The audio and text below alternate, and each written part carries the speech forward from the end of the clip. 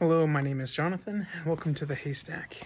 Um, news is News is breaking out today that a brother of President Christofferson, Christofferson, has been arrested on sexual abuse with a minor charges. Now, that's not to be confused with his other brother who has made waves within the Latter-day Saint community. So the brother who has been arrested is Wade S. Christofferson. It looks like some news broke out 5 days previous that he was taken into custody or something, because there was news about it 5 days ago. But today, it's officially been made, an arrest has officially been made, and the news is breaking out. Now, he's accused of abusing a minor between the age of 7 and 8 at the time, and this taking place in Ohio and in Utah. So it's being conducted by the FBI.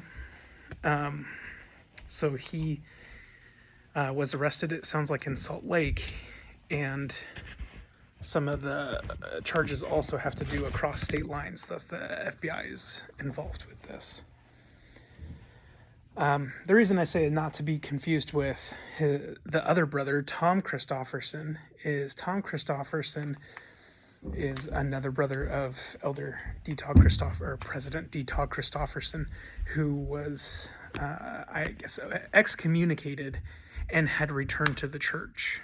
He's also an openly homosexual member of the church, and he's active, so he's been very open about his struggles and the love between him and his brother. So I'm gonna put in one of the links for Tom, the one who's returned, and that the reason I don't want the two confused is because, one, it's honest, and two, because this is evidence of a Latter-day Saint struggling with homosexual tendencies, has been able to overcome that and return and become active. Now, the thing is that I was a felony probation parole officer, and I worked with a lot of deviant sexual behaviors, and I covered a lot of sex offenders, and there's a whole arena of what will classify people as a sex offender. Most of the individuals I had were like an 18-year-old who was dating a 17-year-old girl, and the parents didn't like it. So those were primarily the majority of my cases, some of which actually were legitimate pedophiles. And the thing is that I had exceptional training from exceptional from one source, which was Interpol, and they trained us on deviant behavior and the criminal mind and the mental illness and the type of environment that these things occur in, where deviant behavior is constantly being pushed to the limit, to the point where it's becoming far outside normalcy, where they're seeking gratification off of very obscure taboo things. I think it's weird that President Christofferson has two brothers sharing in this arena of deviant behavior. From my experience, it's usually from a family point of view, where people who have been abused themselves often become abusers of the same type or same variety. And that's not always the case. It's just something that is common, that pops up a lot. So I'm not trying to suggest that this happened in the Christofferson family. President Christofferson has spoke highly of his father, who's now passed away. But I wonder if I guess there's all manner of deviant behavior that is constantly happening. I know when I was serving my mission in Pocatello, there was an older member of the church who often had the missionaries over. And while I was serving there, he was arrested for this very same thing. And we never would have known. Like, he had a sauna at his house, and it looked like he was accommodating children, like grandchildren, we supposed. Well, here with Wade, what he had is he had like a little crawl space, a mattress on the floor with children's writing on the wall.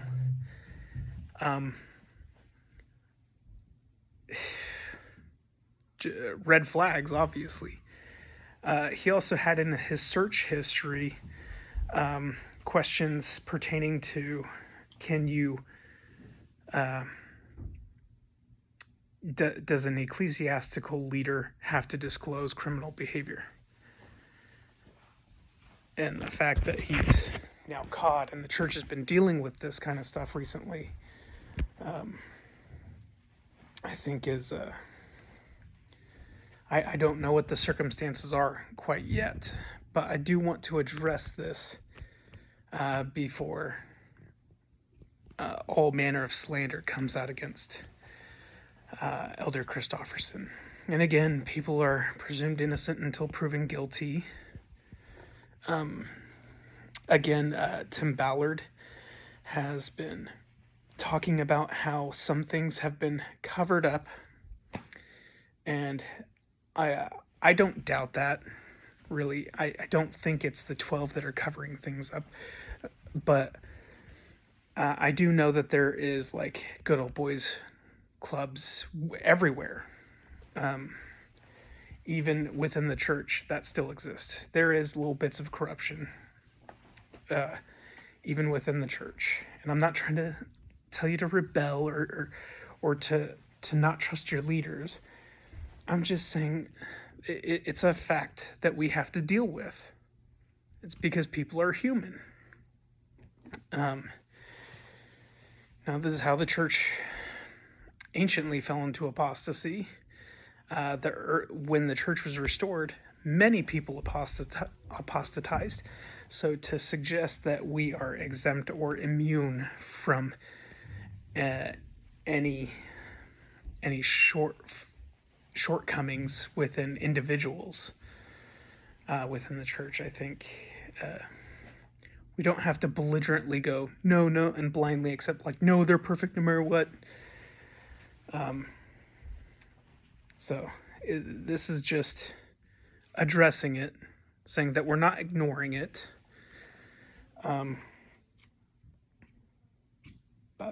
yeah, I'm sorry, I don't have a lot to offer on this other than I just wanted to get ahead of it before your Expos and anti-Mormons start attacking leadership because of something like this. I haven't even checked to see what Tim Ballard has to say on it, because this is the type of stuff he was suggesting was happening.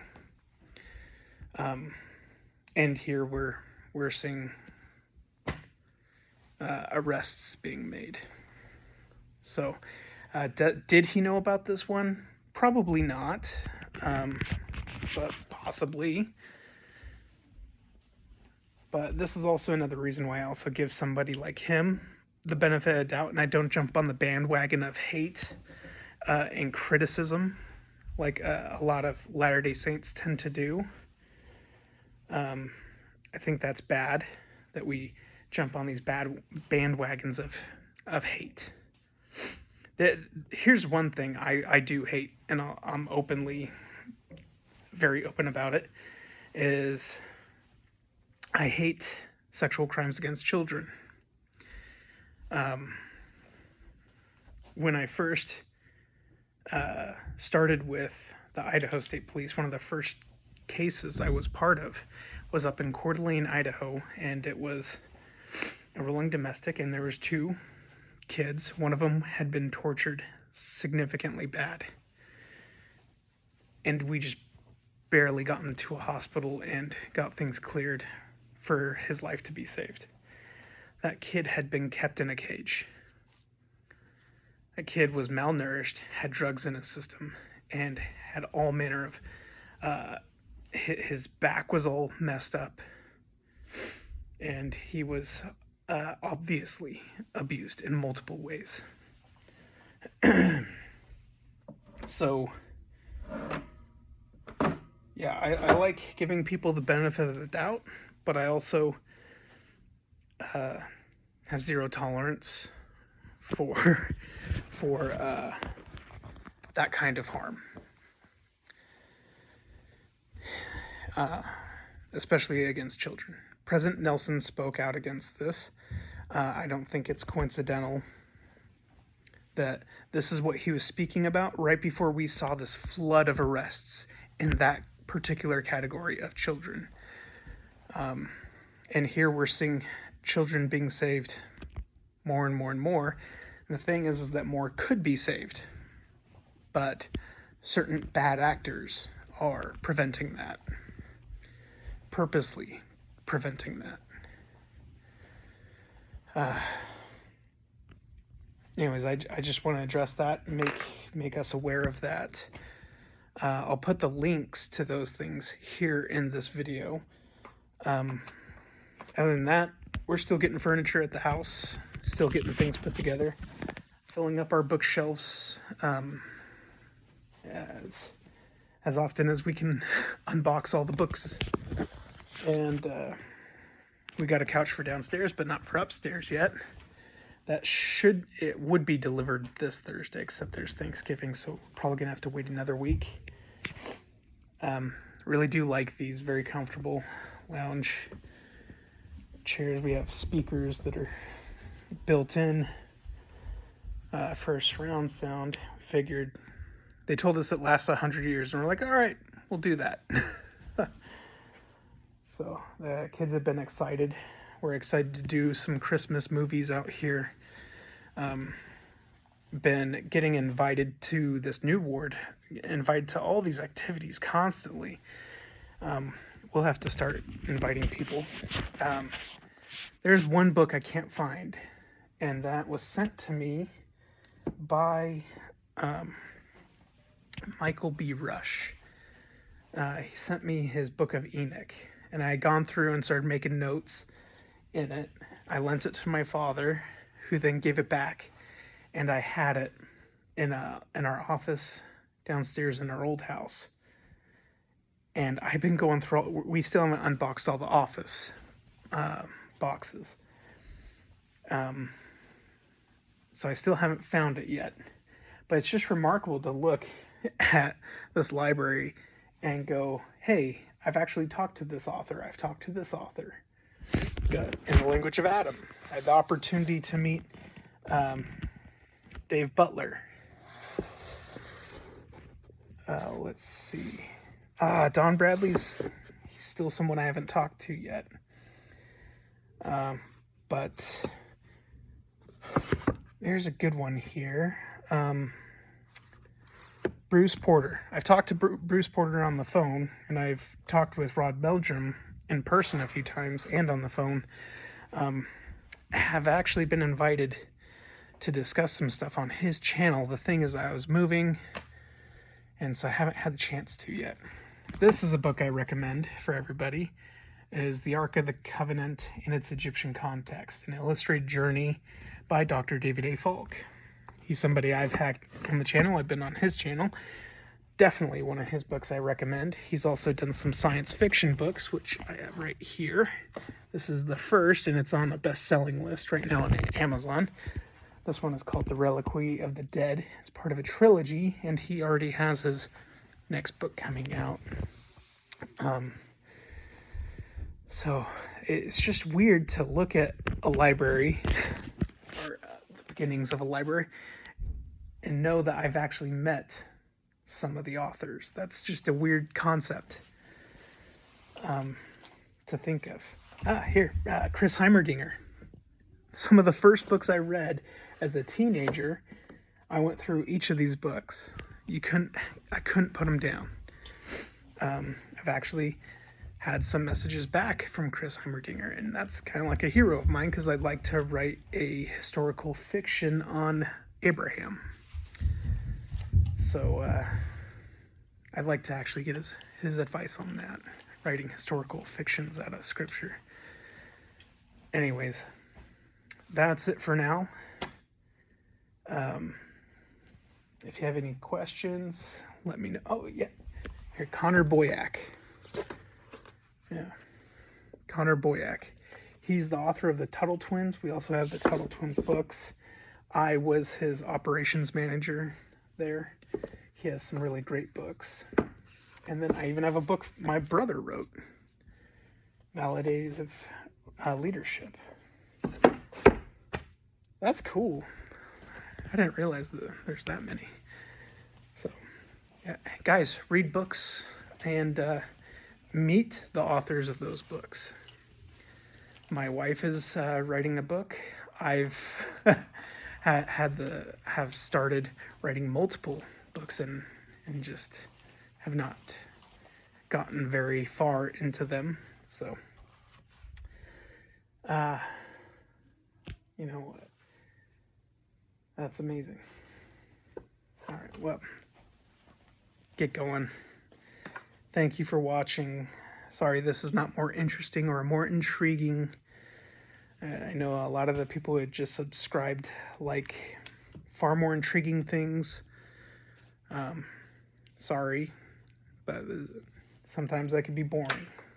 But to me, my more boring stuff, especially about the stuff about Abraham and Egypt and the Bible, that stuff to me is far more fascinating than the things that get, you know, hundreds of thousands of views or dozens of thousands of views.